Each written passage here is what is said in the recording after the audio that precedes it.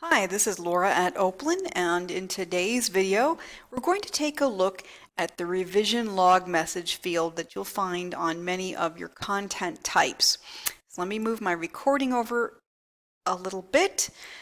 So here we're on a create book page, but as you'll probably notice very shortly, if you haven't already, this field here, revision log message, exists on many different types of content, and the intent is the same. So what it does, it allows you to essentially create a copy of your content and leave a little note. So for example, this is my test book page. You can see the title here. And I've put in, this is the original content. So this is the first time I'm creating something new. So this revision log message may or may not matter to you the first time round, but to demonstrate how this works, I'm going to go ahead and put in a note that says, this is the original content that I created. And that note is only seen by you as the administrator or other staff that have administrative privileges. And you'll see how handy that is in just a little bit. So I'm not going to make any other changes here. This could be any content you've created, in this case as a book page. I'm just going to go ahead and save it to show you what we're doing. So I'm going to go ahead and save. And here it is. This is the original content, not very much. That's not actually the note that I put in. But you'll remember, you've probably seen this in other videos, there is a tab called Revisions, and this is where we're going to actually use that. I'm going to go ahead and click Revision.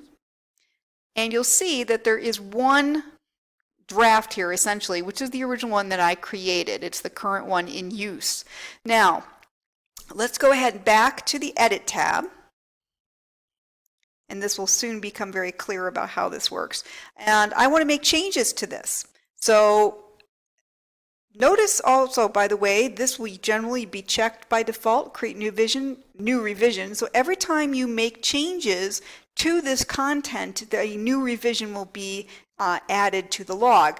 And that's going to be really handy too. I'm going to show you that in a minute. So let me just go down here and say, this is the second draft content, and this could be any changes that you wanted. And in the revision log message, you don't have to put anything, but it can be very handy, particularly because you can use this as an internal notes field.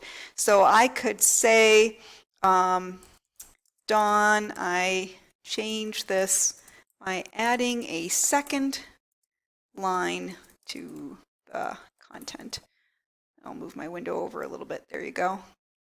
Okay, so I actually just put in someone's name, but you don't have to. It could be any note that you wanted. In this case, let's say Don is the other person doing the editing, and so I wanted to let him know what change I made. So I'm going to go ahead and just click Save. And now I'm going to go to that Revisions tab.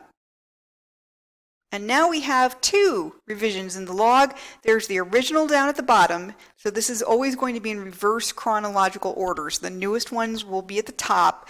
And it will tell you there's the day, there's the time, and who created the revision, which account, if you have separate counts for staff in your library. And there's my note, so I can easily distinguish why this one would be different because of the note I left myself. But let's say I don't want this revision anymore. I'm like, oh, I wish I could go back to the old version. You can just by going to the revisions log and clicking revert on the particular revision you want. And just like everything else, it's going to ask you, are you sure?